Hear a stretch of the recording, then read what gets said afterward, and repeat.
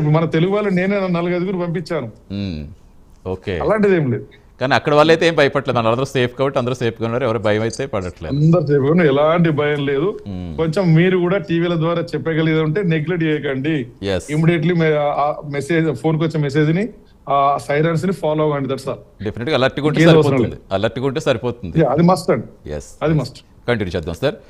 రాజారావు పత్రి గారు, ఇప్పుడు ఇందాక మనం మాట్లాడుకున్నాం, ఇంచుమించుగా మన దేశం దాదాపు 80% ఆయిల్ దిగుమతి చేసుకుంటుంది. అంటే ఇప్పుడు ఇలాంటి సమయంలో రూపాయి పతనం అడ్డుకోవాలంటే ఎలా? రూపాయి పతనం ఒకవైపు ఇలా ఉంటుంది, దీంతో పాటు మనకి ఇంకా ఎన్ని ఇష్యూస్ పెరుగుతాయో తెలియదు. దాన్ని అడ్డుకోవాలంటే ఎలాంటి యాక్షన్ ప్లాన్ రూపొందించుకోవాలి? తప్పకుండా అండి. ఫస్ట్ రూపీ డిప్రిసియేషన్ కోసం మాట్లాడదాము. దాని తర్వాత ఇందాక మీరు ఒక ఇంట్రెస్టింగ్ క్వశ్చన్ అడిగారు, ఎగ్జిట్ స్ట్రాటజీ ఉందా ఈ వార్ అయితే స్టార్ట్ అయిందని. So first rupee depreciation. So ఒక పక్క చూస్తే మన భారత ఆర్థిక వ్యవస్థ చాలా చాలా బాగా ఉంది and it is in a very good shape. Because మన జీడిపి గ్రోత్ రేట్ కూడా చూస్తే మనం 6.5% ఆన్ ఎన్ యావరేజ్ గ్రో అవుతున్నాం. బట్ రూపీ చూస్తే, రూపీ డిప్రిసియేషన్ ఈ రోజు మన రూపీ వాల్యూ కనుక చూసుకున్నట్లయితే నియర్లీ 92 రూపీస్ పర్ డాలర్ గా ఉన్నటువంటి పరిస్థితి. అయితే ఈ రూపీ డిప్రిసియేషన్ అలాగే రూపీ వాల్యూ అన్నది మన ఇంటర్నేషనల్ ఎక్స్పోర్ట్స్ కానీ అలాగే మనం చేసుకుంటున్నటువంటి ఇంపోర్ట్స్, అంటే మోస్ట్లీ ఎక్స్టర్నల్ ఫ్యాక్టర్స్ పై ఆధారపడి ఉంటుంది.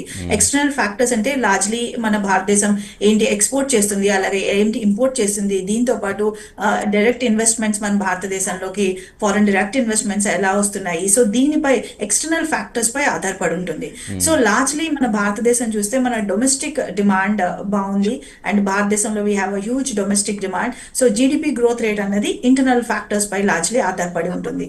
సో ఈ ఎక్స్టర్నల్ ఫ్యాక్టర్స్ ఉంటే, ఎస్పెషలీ మన డాలర్ కనుక, డాలర్ వాల్యూలో కనుక చూస్తే demand for dollar and supply of dollar, అలాగే మనం ఎక్స్పోర్ట్ చేస్తే మనం ఎక్స్పోర్ట్ ద్వారా మన భారతదేశంలోకి ఫారెన్ కరెన్సీ ఇన్ఫ్లో ఎలా ఉంటుంది, అలాగే ఫారెన్ డైరెక్ట్ ఇన్వెస్ట్మెంట్స్ ఎలా ఉంటున్నాయి. సో ఎక్స్టర్నల్ ఫ్యాక్టర్స్ పై ఆధారపడిన కారణంగా ఇప్పుడు చూస్తే మనం external factors and international scenario, global scenario కూడా అంత బాలేనటువంటి పరిస్థితిలో దీని డైరెక్ట్ ఇంపాక్ట్ రూపీ పై ఇంపాక్ట్ పడుతుంది అనడంలో ఏమాత్రం సందేహం లేదు. బికాస్ చూస్తే మనం గ్యాస్ కానీ, ఆయిల్ కానీ, అలాగే గోల్డ్ అండ్ జ్యువెలరీ కానీ, సో గోల్డ్ ఇంపోర్ట్స్ కూడా మన భారతదేశంలో ఎక్కువ ఉంటుంది.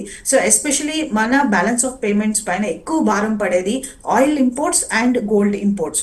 సో ఈ రెండిటి పరిస్థితి ఇంటర్నేషనల్ ప్లాట్ఫామ్స్ లో అండ్ ఇంటర్నేషనల్ ఎకానమీలో బాలేనంత కాలం మన దీనిపై డైరెక్ట్ ఇంపాక్ట్ మన రూపీ డిప్రిసియేషన్ పై పడుతుంది. సో దీని కారణంగానే మన రూపీ డిప్రిసియేషన్ అనేది మనకి జరుగుతూ వస్తుంది. బట్ ఒక్కసారి మేబీ ఫార్చునేట్లీ వార్ ఎండ్ అయినటువంటి పరిస్థితిలో గ్రాడ్యువల్ గా మన రూపీ మళ్ళీ తిరిగి పుంజుకుంటుంది అనడంలో మాత్రం ఏమాత్రం సందేహం లేదు. సో అంటే వార్ ఇంపాక్ట్ అయితే మనకి ఆయిల్ మీద, గ్యాస్ మీద, అప్పుడు గోల్డ్ ఇంపాక్ట్ కూడా రూపీ మీద చూపించింది కాబట్టి ఇప్పుడు గోల్డ్ కూడా ఇంకా అలాగే కంటిన్యూ అవుతుంది అంటారా? ఏమన్నా ఎక్కడైనా మనకి ఏమన్నా కొంచెం తగ్గి ఏమన్నా కనికరం చూపిస్తుంది అనుకోవచ్చా?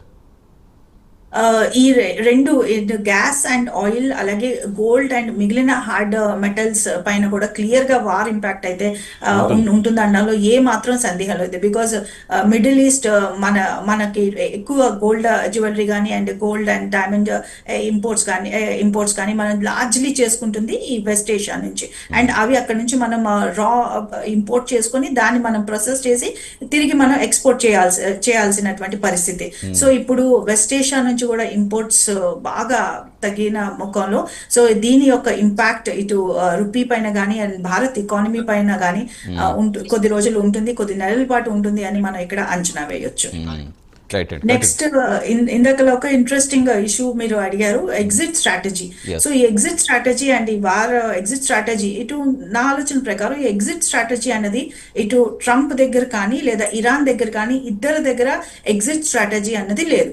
బికాస్ ఇనీషియల్ గా వార్ ప్రారంభమైన పరిస్థితుల్లో ఇరాన్ ఆబ్జెక్టివ్స్ ఇటు nuclear weapon and nuclear infra ఇటు ఇరాన్ దగ్గర ఉన్నాయి అని ఇజ్రాయిల్ వార్ స్టార్ట్ చేసింది, ఆర్ మేబీ గ్రేటర్ ఇజ్రాయిల్ కూడా తన మైండ్ లో ఉంది అని మనం అనుకోవాలి. దీంతో పాటు ట్రంప్ స్ట్రాటజీ ఏమంటే Trump maybe petro dollar supremacy కోసం ఈ వార్ చేశారు, ఆయిల్ కోసం అని ఒక విశ్లేషణ వినిపిస్తుంది. దీంతో పాటు మరొక కారణం అయితే ఈ Trump domestic and economic situations నుంచి, అంటే యుఎస్ లో ఉన్నటువంటి domestic and economic and social situation నుంచి డైవర్షన్ కోసం వార్ స్టార్ట్ చేశారు అని ఒక అనాలిసిస్ చేస్తున్నాం. అయితే వార్ ఏ విధంగా స్టార్ట్ అయినా కూడా ట్రంప్ దగ్గర ఇప్పుడు ఈ clearly doesn't have a clear exit strategy. So exit strategy అంటే ఈ ఇరాన్ పెట్టిన డిమాండ్స్ కి అతను అగ్రీ చేయాలి, బికాస్ ఇరాన్ ఆల్రెడీ 3 డిమాండ్స్ పెట్టినటువంటి పరిస్థితి.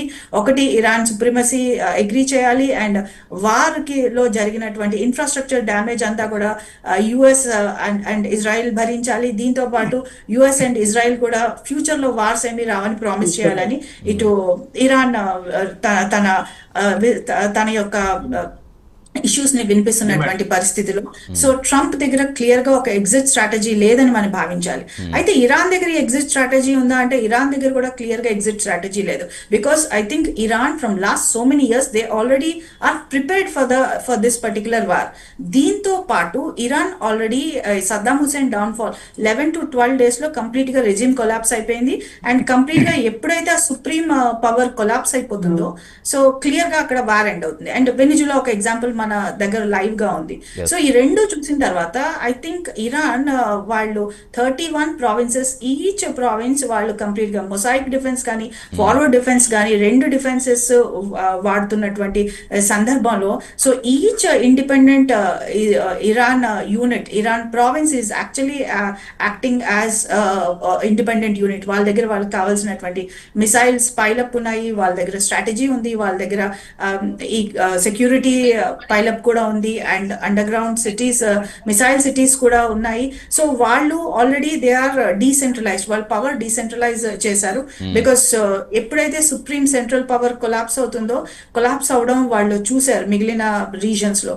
So they have completely decentralise their powers and using all mosaic defence strategies along with forward defence strategy. So ఈరోజు చూస్తే F-35 ని కూడా వాళ్ళు కూల్చేసినటువంటి అంటే F-35 కూడా కొట్టేసినటువంటి స్ట్రాటజీ కూడా వాళ్ళు ఉపయోగిస్తున్నారు. అండ్ లేటెస్ట్ ఇష్యూ ఏంటంటే 400 kilometers అవే యూకే లో ఉన్నటువంటి ఎయిర్ బేస్, యూకే కూడా పర్మిషన్ ఇచ్చింది తన ఎయిర్ బేస్ యూజ్ చేయడానికి యుఎస్ ని. సో ఆల్రెడీ 400 kilometers అవే ఉన్న యూకే ఎయిర్ బేస్ ని కూడా, ఎయిర్ బేస్ పైన కూడా అటాక్ జరిగింది. సో ఇనీషియల్ గా నాటో ఫోర్సెస్, EU ఫోర్సెస్ వాళ్ళెవరు కూడా యుఎస్ తో కలిసి రాము అని చెప్పారు. బట్ లేటెస్ట్ ఇన్ఫర్మేషన్ మనకు అందుతుంది ఏంటంటే Japan along with some UK and some NATO allies వాళ్ళు స్ట్రెయిట్ ఆఫ్ హార్మోస్, బికాస్ అది బ్లాక్ అయి ఉంది, సో దాన్ని విడిపించడానికి వాళ్ళు అగ్రీ అయ్యారని తెలుస్తోంది. సో ఇప్పుడున్నటువంటి సిచ్యువేషన్ లో if other countries also participate in this war, this is going to be very pathetic to the world economy. And ఖచ్చితంగా అండి, ఒక్కటేనే కాదు కదా, అన్ని దేశాలు కూడా ఆర్థిక వ్యవస్థలో చాలా ఇంపాక్ట్ చూపిస్తోంది. శేషు గారు, ఇప్పటికే గ్యాస్ సిలిండర్, కరెంటు బిల్లులు ఇలా ఒకటి కాదు, ఇక రేపు పొద్దున్న ఆయిల్ కూడా పెరిగిపోతే దాన్ని బట్టి ఇంకేం రేట్లు పెరిగిపోతాయో, ఇంకా సామాన్యుడు మరి ఎలా మోయగలడు, అసలు యుద్ధం ఇలాగే కంటిన్యూ అయితే ఆగిపోవాలని అందరూ కోరుకుంటాం. ఒకవేళ ఇన్ కేసు కంటిన్యూ అయితే నిజంగా ఆ ఎఫెక్ట్ ఇంకెంతలా పడుతుంది, అది తగ్గించే విధంగా ఇక బ్లాక్ మార్కెటింగ్ ఎలాగో కనిపిస్తుంది మనకి, ఇమీడియట్గా వాళ్ళు ఎవరికి వాళ్ళు క్యాష్ చేసుకునే పరిస్థితి కనిపిస్తుంది. వీటన్నిటిని అరికట్టాలంటే ఇప్పుడు ప్రస్తుతం ప్రభుత్వం ముందున్న ప్రణాళిక ఏంటి, ఎలా వెళితే సామాన్యుడు కాస్త ఆదుకునే వాళ్ళు అవుతారు? ఇప్పుడు ఎల్పి